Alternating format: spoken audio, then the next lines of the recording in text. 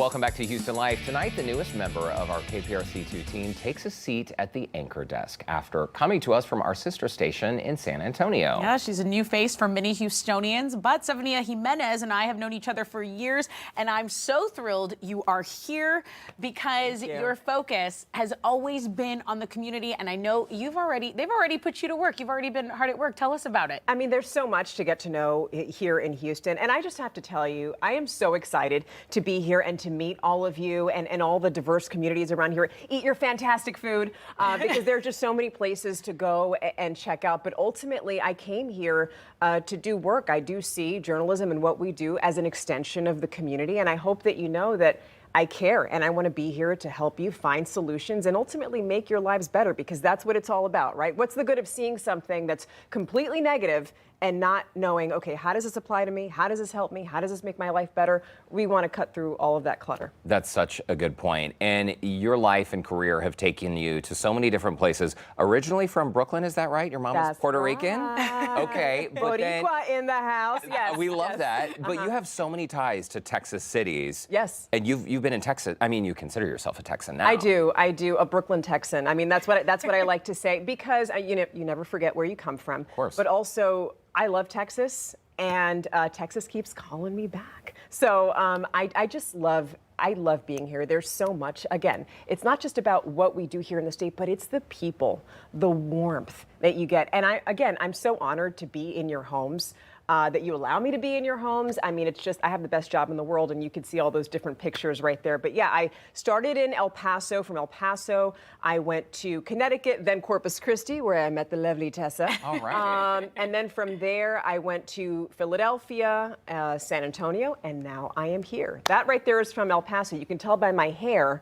What? I think I had like a little, what was the thing that Snooki used to wear? The bump it. The bump it. Yes. You had to right have there. a hot, yes. I had that going there. You had it. You had it. And, being in Texas, you have covered some of the biggest news stories, the biggest news stories that have happened in the state. It's kind of a harder turn, but Uvalde, the tragedy in Uvalde, the Texas Hill Country floods, and people don't realize that national news kind of swarms these places we call home, our communities, but you're there long after national leaves.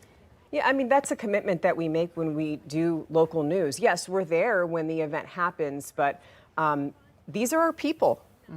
And this is not just a passion, it's a commitment that we have to people, and also a responsibility to give them the information that they need. Because think about it, whenever you see something national, yes, everybody, all of the big networks flood in and then they leave. But guess what? These communities are left with serious problems. Totally. We're seeing that in Uvalde, and we're still seeing that to this day in the Hill Country. There are a lot of places, people that still have not rebuilt their homes. They're having a difficult time working with nonprofits. And so, by the way, so I'm here. Before moving to Houston, I was in San Antonio. I'm not letting those stories go.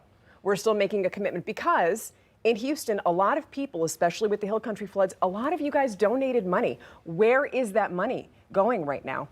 And even when you go to certain communities around Houston, you still see those green ribbons tied around trees in solidarity with the beautiful young girls that we lost at Camp Mystic during the floods. So people here care. And so, again, this is a responsibility that we have to keep bringing you answers to those stories and ultimately helping those communities. And aside from national tragedies, obviously the Hill Country flooding was the one in most recent memory, but you have devoted your life and career to really digging into issues that impact people on a daily basis, issues that many of us face. So how do you go about uncovering those stories? Talking to people. I ultimately actually being out in the community. And what you don't know is that a lot of the stuff happens off camera. Making phone calls and sometimes going into people's homes, sitting down, having coffee with them. I mean, that is part of what you have to do, because you have to develop a relationship with people. But ultimately, I care what happens, even after I leave. And I want to make sure that people feel that I care, and that, we're an extension, obviously, of the community, and that we're going to stick around. And you'll talk to anybody. I mean, you're bilingual for a reason. I will talk to anybody. And, busy in Houston, you'll be exploring the cities. I know you just got here, but is there anything you've already discovered? I know you're a foodie. You cook. Yes. She can really cook. She can really cook. I can throw down. I saw the look on your face. You have a little bit of skepticism going there. Not skepticism at all. Okay. Derek can't. He bakes. My meatballs and brajol are the bee's knees. That's all I'm saying. still Tessa remember. knows Yes. because I make sauce from scratch, and my husband's Italian, so that's a lot of what An we do on Italian and Sundays. Puerto Rican. Yes. Where'd you learn how to cook? Your mom? Yes, but I also like to cook a lot of Italian dishes because it's just fun, and you can get people involved making the meatballs and doing all that stuff. I happen to think that Puerto Rican food is just a little bit more complicated. It doesn't take as much time, but Italian food takes more time. But you can have wine, have nice conversations around the kitchen table, and so that's what I like to do. Okay, well that's good to know. I mean, So if you come over, I'm going to make you work. That's what I'm saying. I'm down. Okay. I'm down. Hey, just final thoughts about being here in Houston, because again, Tessa can vouch for you. And I don't know if you caught the top of the show, but we were talking about how journalism, I feel, is needed now more than ever before.